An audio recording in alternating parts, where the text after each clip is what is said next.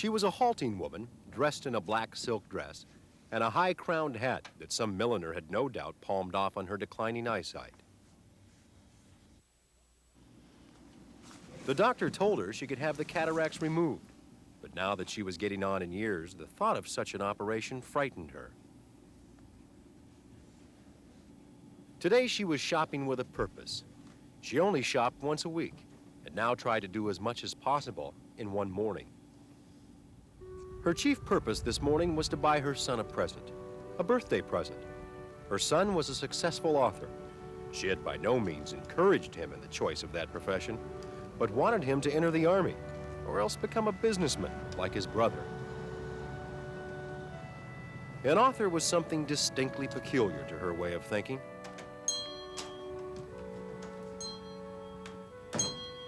There had been only one writer in the Midwestern town where she grew up, but he had been regarded as a freak.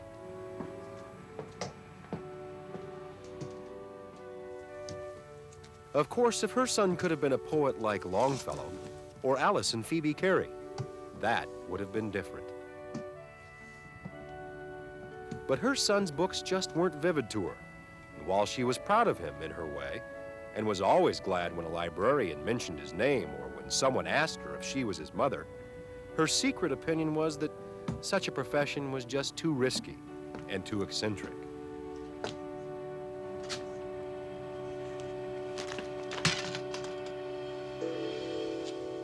Young man, Yes, ma'am.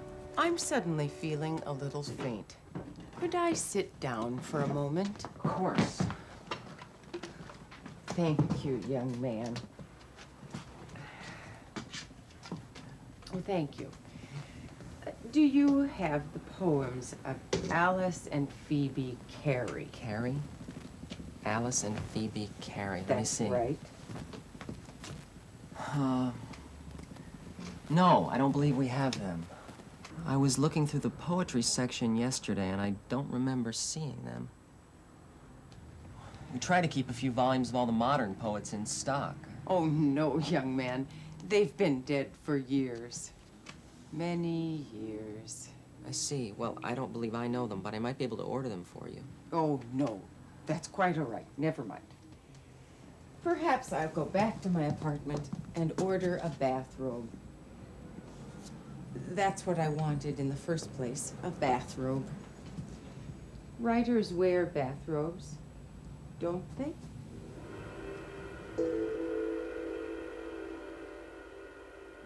Mrs. Johnston? Mrs. Johnston? Mrs. Johnston? How do you feel now? Oh, I'm all right. Are you going to take me home?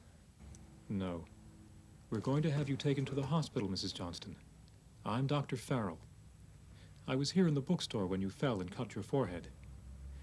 I took the liberty of looking through your purse to find out your name. Do you have any relatives who live nearby? My son's a businessman out west. And my granddaughter's just opened a millinery in Chicago. I don't understand why you're taking me to the hospital. I've never been in a hospital. It'll be all right, Mrs. Johnston. It's just for a checkup. Just a checkup.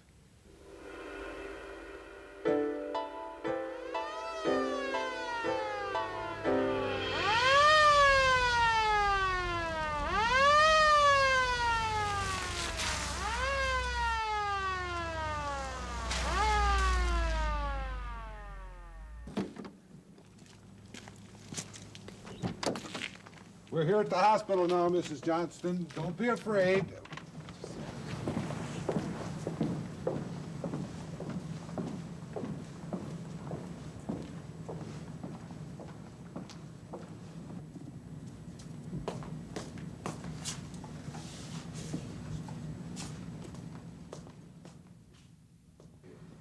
Mrs. Johnston, I'm Dr. West.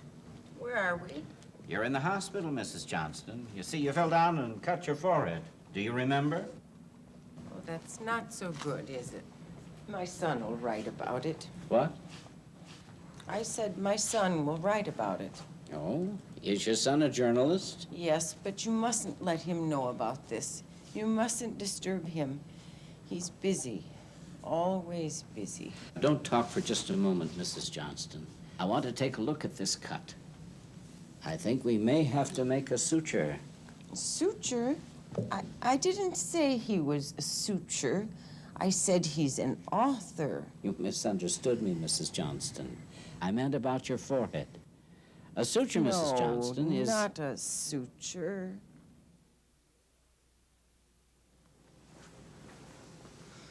No, not a suture. Why did you say that? He's an author. An author is someone who writes books. Yes, I understand, Mrs. Johnston. Try to keep your head quite still. My apartment is 305. It's just down the hall.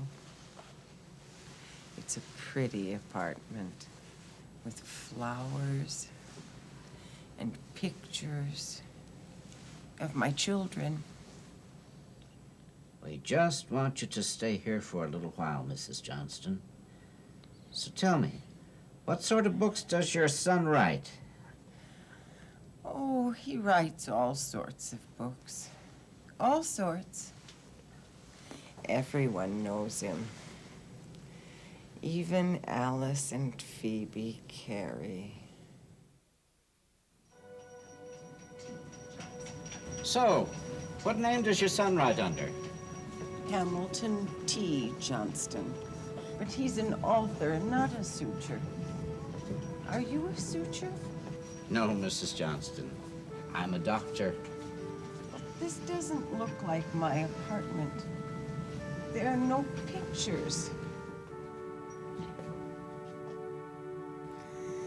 Don't disturb my son, John, or my son-in-law, or my daughter who died, or my son, Hamilton, my son, Hamilton, who wrote the poems of Alice and Phoebe Cary. Her voice was becoming weaker, and the doctor knew there would be no need for sutures, for nature had put its last stitch in that aged forehead. But he could not know what she was thinking at the last, and would never have guessed that it was Alice and Phoebe Cary who had come to call upon her, who had taken her hands and had led her back gently into the country which only she understood.